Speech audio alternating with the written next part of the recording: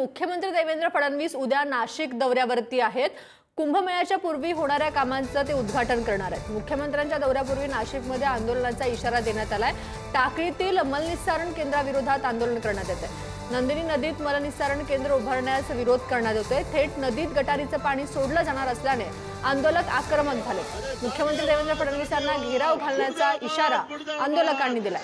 नंदिनी नदीच्या किनाऱ्यावर सुरू असलेलं आंदोलन तापण्याची शक्यता आहे। परिसरातील नागरिकांचे आरोग्य धोक्यात येण्याचीही शक्यता आहे। पाईपलाईनद्वारे गटाराचे पाणी नेण्याची मागणी आंदोलकांनी केली आहे। जर पूर आला तर सगळं पाणी आपल्या भागामध्ये आठवतं। मुख्यमंत्री महोदय, आपण दत्तक घेतलेल्या नाशिक मध्ये तुमच्या नाकाखाली महापालिका प्रशासन हा भ्रष्टाचाराचा घाट घालत आहे।